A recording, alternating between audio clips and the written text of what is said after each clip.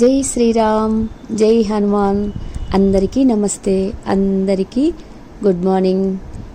ఒకసారి ప్రవచనాలు చెప్పేటప్పుడు తులసీదాస్ గారు సుందరాకాండ గురించి, శ్రీరామచంద్రుడి గురించి చెప్తూ ఉంటారు. చెప్తూ ఉన్నప్పుడు సుందరాకాండలో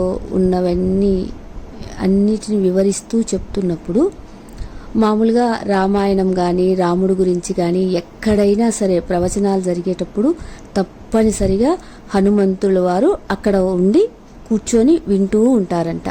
అందరికన్నా ముందు వస్తారంట, అందరు వెళ్ళిపోయిన తర్వాత ఆఖరిన వెళ్ళిపోతాడంట. అది ఈ రోజు కూడా ప్రజలు నమ్ముతూ ఉంటారు. అలా జరుగుతున్నప్పుడు తులసీదాస్ గారు సుందరాకాండ గురించి వర్ణించి చెప్తున్నారు. అప్పుడు ఏం చెప్తారంటే, అక్కడ సుందరాకాండలో హనుమంతుల వారు తెల్లటి పూలను చూశారు అని చెప్తారు.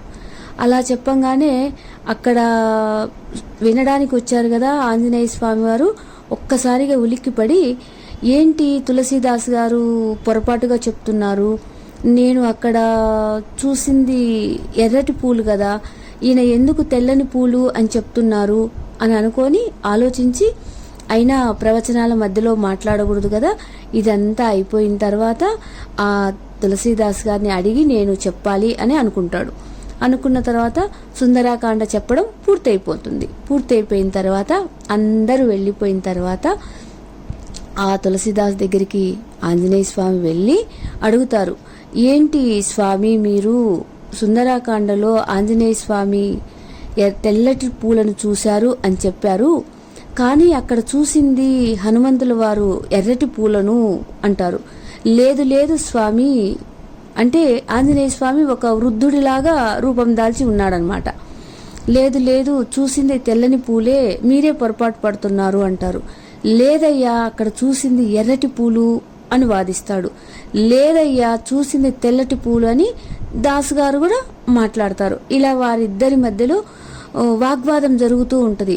అప్పుడు హనుమంతుల వారికి కోపం వచ్చేస్తుంది. కోపం వచ్చేసి, అసలు నువ్వు నన్ను ఎవరు అనుకుంటున్నారు, నేనే ఆ హనుమంతుణ్ణి, ఆ రోజు అక్కడ నేను చూసింది ఎర్రటి పూలను చూశాను, మరి మీరేంటి ఈరోజు తెల్లని పూలు అని చెప్తున్నారు అని అంటారు. లేదు స్వామి, కానీ మీరు నాకు దర్శనం భాగ్యం కల్పించినందుకు మీకు ఎంతో హృదయపూర్వక కృతజ్ఞతలు, నా జన్మ ధన్యమైంది, కానీ అక్కడ మీరు ఆ రోజు చూసింది తెల్లని పూలే అంటారు. ఏంటి మళ్ళీ అలాగే వాదిస్తున్నావు, స్వయంగా చూసింది వెళ్ళింది నేను అయితే ఈరోజు తెల్ల పూలు అని చెప్తారు, నేను చూసింది ఎర్ర పూలే అనేసి ఇంకా కొంచెం ఆగ్రహంగా మాట్లాడతారనమాట. అప్పుడు ఏం జరుగుద్దంటే ఆంజనేయ స్వామి ఏం చేస్తారు, శ్రీరాముల వారిని ప్రార్థిస్తారు. ప్రార్థించంగానే రాముల వారు కూడా అక్కడ వాళ్ళిద్దరి మధ్యన ప్రత్యక్షమవుతారు. అప్పుడు అడుగుతారు, ఏంటి మీ ఇద్దరి మధ్యన జరుగుతున్న వాగ్వాదము అని అడుగుతారు. అప్పుడు ఆంజనేయ స్వామి అడుగుతారు, రామా ఆ రోజు నేను అక్కడ చూసింది ఎర్రని పూలు అని అంటే, లేదు లేదు తెల్లని పూలు అని చెప్తున్నాడు అని చెప్తే, అవును హనుమా నువ్వు చూసింది అక్కడ తెల్లని పూలే అని చెప్తారు రాముల వారు కూడా. అప్పుడు ఆంజనేయ స్వామి అంటారు, మీరు కూడా తులసీదాస్ వైపే వెళ్ళిపోయారా స్వామి, ఇంకా మరి నా మాట ఎవరు వింటారు అంటారు.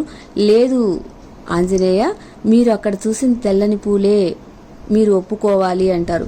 లేదు స్వామి నేను చూసింది ఎర్రని పూలే, నాకు బాగా గుర్తుంది స్వామి అనేసి రాముల వారిని ఎంతో వినయంగా చెప్తారనమాట.